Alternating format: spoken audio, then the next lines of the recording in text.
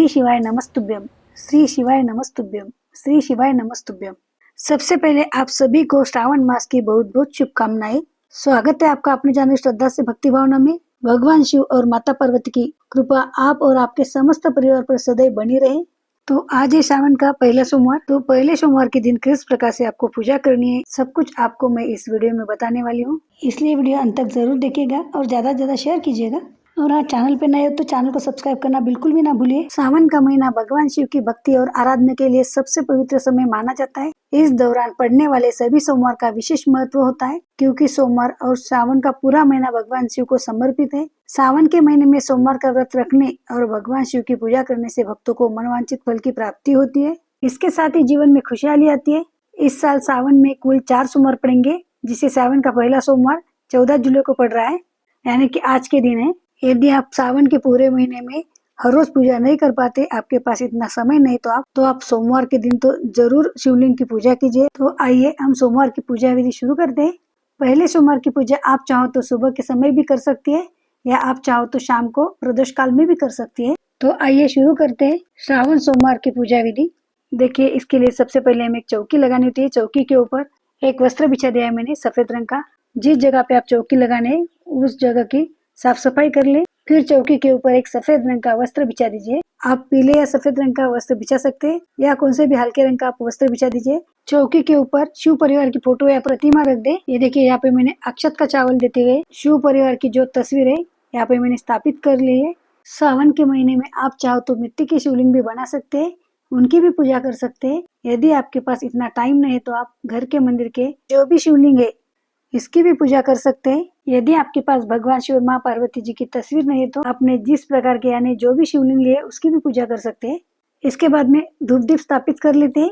ये देखिए, यहाँ पे मैंने एक थाली ली है, थाली में शिवलिंग स्थापित कर लेते हैं। ये देखिए, यहाँ पे मैंने पत्थर की शिवलिंग ली है। तो आइए सबसे पहले दीप प्रज्वलित कर लेते हैं, दीप पूजन कर लेंगे, क्योंकि हर पूजा अग्नि को साक्षी मानकर की जाती है। धूप लगा लेते हैं। दिए को हम हल्दी, कुमकुम, अक्षत और पुष्प चढ़ा देते हैं और नमस्कार कर लेते हैं। यहाँ पे हमने जो तस्वीर रखी है, तस्वीर में देखिए भगवान गणेश है, माँ पार्वती और भगवान शिव है। यहाँ पे हमने जो तस्वीर स्थापित कर लिए उसे भी हम पुष्प की सहायता से जल का छिटा देकर इस तरीके से भगवान गणेश, माँ पार्वती और भोलेनाथ जी को स्नान का भाव कराते हुए स्नान करा देंगे। सबसे पहले आप भगवान शिव का ध्यान कर लीजिए। ध्यान करने के बाद संकल्प जरूर ले। यदि सावन के महीने में आप हर रोज पूजा नहीं कर पाते हैं तो सोमवार के सोमवार जो आप पूजा करने वाले उसका भी संकल्प लीजिए। अगर आपकी कोई मनोकामना है तो आपके उस मनोकामना को भी आपको अपने मन में जरूर बोलना है। सबसे पहले हम शिवलिंग का शुद्ध जल से अभिषेक कर लेंगे, स्नान करा देंगे। पहले शुद्ध जल से अभिषेक कर लेंगे। सावन के महीने में सोमवार या किसी भी दिन आप एक दिन जरूर रुद्राभिषेक कीजिए, इससे आपको मनोवांछित फल की प्राप्ति जरूर होगी। अभिषेक करते समय आप ओम नमः शिवाय का जाप कीजिए, या श्री शिवाय नमस्तुभ्यम का भी आप जाप कर सकते हैं। सर्वप्रथम हमने जल से अभिषेक करा लिया है, अब गंगा जल से अभिषेक कर लेंगे। बाद में कच्चे दूध से अभिषेक करा रहे। मैं हमेशा कच्चा दूध ही लेती हूँ, आप चाहो तो पंचामृत से भी कर सकते हैं। अलग अलग मनोकामना के लिए अलग अलग चीजों से अभिषेक किया जाता है। सर्वप्रथम जल से, फिर गंगा जल से और फिर कच्चे दूध से अभिषेक करा रहे। फिर शुद्धोदक स्नान करा देंगे। ओम नमः शिवाय, ओम नमः शिवाय, ओम नमः शिवाय, इस षडाक्षर मंत्र का जाप जरूर करना चाहिए। अंत में महामृत्युंजय मंत्र का 3 बार जाप करके अभिषेक को पूर्ण करना चाहिए। शिवलिंग पर जड़ाए गए जल को आमतौर पर तुलसी के पौधे में नहीं डालते। धार्मिक मान्यताओं के अनुसार इसे चरणामृत के रूप में ग्रहण करना चाहिए, या गमले में लगे किसी पौधे में डालना चाहिए। आप किसी गमले में लगे पौधे में डाल सकते हैं। नंदी महाराज को भी हम सबसे पहले शुद्ध जल से, फिर गंगा जल, फिर कच्चे दूध और जल से स्नान करा देंगे। भगवान शिव और नंदी महाराज का हम अंग पोषण करके दोबारा से विराजमान करेंगे। बेलपत्र का आसन देते हुए शिवलिंग स्थापित कर लेंगे। बेलपत्र का डंठल तोड़ ले, इस तरीके से रख ले कि शिवलिंग का जो मुख है, जल लहरी का जो मुख है उत्तर दिशा की ओर होना चाहिए, और जो तोड़े वाला डंठल का बेलपत्र है उसका भी मुख उत्तर दिशा की ओर होना चाहिए। बाद में हम वस्त्र स्वरूप कलावा समर्पित कर देते श्री गणेश, श्री भगवान शिव और माता पार्वती को। भगवान शिव को हम जनेऊ अर्पित कर देंगे, वस्त्र स्वरूप कला समर्पित कर देते। साथ साथ में सभी का पूजन करते चलेंगे। चंदन से तिलक कर लेंगे। शिवलिंग पर त्रिपुंड बना लेंगे इस प्रकार से, श्री शिवाय नमस्तुभ्यम, श्री शिवाय नमस्तुभ्यम, श्री शिवाय नमस्तुभ्यम। आप पूरी पूजा करते समय ओम नमः शिवाय, श्री शिवाय नमस्तुभ्यम या शिव चालीसा के भी पाठ कर सकते हैं। चंदन से तिलक कर लेते हैं तस्वीर को भी। भगवान गणेश, भगवान शिव और माता पार्वती को, नंदी महाराज को भी तिलक कर लेंगे। देखिए शिवलिंग में यहाँ पर गणेश जी, कुमार कार्तिकेय और अशोक सुंदरी होती है। चंदन से यहाँ पर तिलक कर लेंगे। तस्वीर को हम माला पहना देते हैं। आप फूल भी समर्पित कर सकते हैं। ये देखिए यहाँ पे मैंने भगवान गणेश और माता पार्वती को रोली से तिलक कर लेंगे।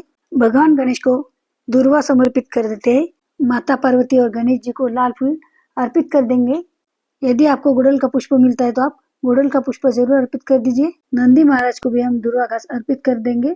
गणेश जी, भगवान शिव और माता पार्वती और नंदी महाराज को अक्षत चढ़ा देंगे। बाद में बेलपत्र अर्पित कर देंगे। बेलपत्र के डंठल को हटा दे इस प्रकार से, और बेलपत्र से चंदन से टीका कर ले।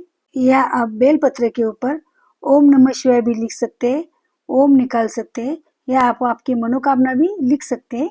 ओम नमः शिवाय, ओम नमः शिवाय, ओम नमः शिवाय। देखिए बेलपत्र उल्टा अर्पित किया जाता है। चिकनी साइड को शिवलिंग को टच किया जाता है। श्री शिवाय नमस्तुभ्यम, श्री शिवाय नमस्तुभ्यम, श्री शिवाय नमस्तुभ्यम। इस मंत्र का 108 बार जाप का वीडियो मेरे चैनल पे, इसकी लिंक मैं आपको डिस्क्रिप्शन बॉक्स और आई बटन पे दे दूंगी, आप जाके चेक कर सकते हैं। और 108 नामावली का भी वीडियो है तो आप वो भी देख सकते हैं। सावन के महीने में भगवान शिव को बेलपत्र जरूर चढ़ाए। यदि आपको संभव हो तो आप हर रोज बेलपत्र भगवान शिव को चढ़ा सकते हैं। यदि संभव ना हो पाए तो सोमवार के दिन तो जरूर आप बेलपत्र चढ़ाए।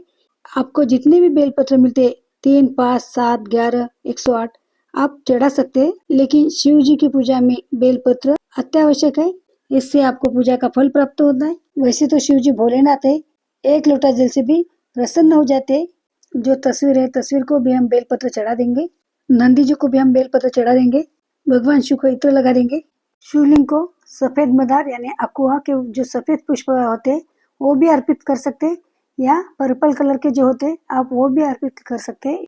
मुझे पर्पल कलर के मिले तो मैंने वही समर्पित कर दिए। भगवान शिव को जो भी प्रिय और विशेष चीज चढ़ा जाती है वो चढ़ा देंगे। ये देखिए यहाँ पे मैंने धतूरे के फूल समर्पित कर दिए, मदार के पत्ते, धतूरे के पत्ते, धतूरे का फल, जो भी आवश्यक चीजें इस पूजा में वो पूरे लिए मैंने।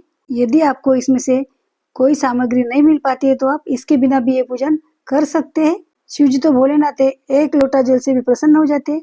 लेकिन यदि आपको जो भगवान शिव को प्रिय चीजें मिल पाती है तो आप जरूर चढ़ा दे। बेल का फल, और बेल का फल मुझे मिला है तो मैं जरूर समर्पित कर दूंगी। यदि आपको मिलता है तो आप जरूर समर्पित कर दे। ये सावन के महीने में सभी चीजें मिल पाती है। जो शिवालय होते हैं, शिवालय के बाहर कुछ लोग बैठते हैं, उनके पास मिल जाते हैं आराम से। भगवान शिव को पुष्प समर्पित कर देते हैं पीले रंग का। भगवान शिव को पीले या सफेद रंग के पुष्प अर्पित करना चाहिए।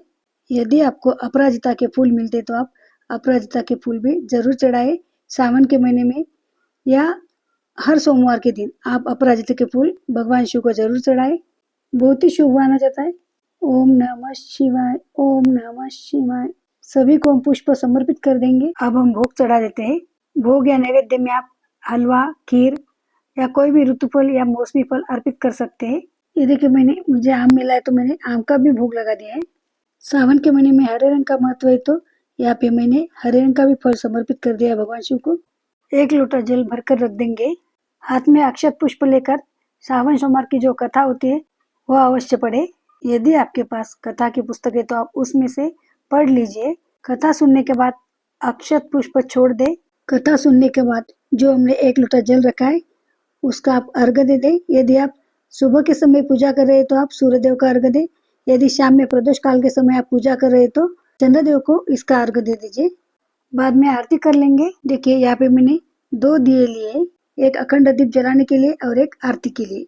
आप एक दिया भी ले सकते हैं, उसी से आप आरती भी कर सकते हैं। तो चलिए घी का दीपक प्रज्वलित कर लेते हैं और आरती कर लेते हैं। कर्पूर आरती भी कर लेंगे। देखिए अब हम कर्पूर आरती कर लेंगे। शिव की पूजा में कर्पूर जरूर लगाना चाहिए। कर्पूर गौरम करुणावतारम संसार सारम भुजगेंद्रहारम।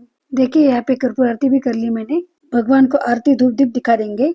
भगवान शिव को डमरू की धुन ज्यादा पसंद है तो यदि आपके पास डमरू है तो आप डमरू जरूर बजा दे। बाद में दक्षिणा रख दे। हमारी पूजा में जो भी कमी है वो पूरी करती है। अंत में हम क्षमा याचना करेंगे। घर में सुख समृद्धि की कामना करते हुए नमस्कार कर लेंगे। इस प्रकार प्रत्येक सावन सोमवार को पूजा अर्चना करनी चाहिए। यदि आप पूरा महीना नहीं कर पाते तो सोमवार के सोमवार आप ये पूजा कर सकते हैं और भगवान शिव को प्रसन्न करके उनका आशीर्वाद प्राप्त कर सकते हैं। देखिए इस प्रकार हमने ये पूजा संपन्न कर ली है। आशा करती हूँ आपको ये वीडियो यूजफुल है। यदि आपको ये वीडियो यूजफुल लगे, अच्छी लगे तो वीडियो को लाइक किया कीजिए, क्योंकि आपका एक लाइक हमारे लिए बहुत महत्वपूर्ण है।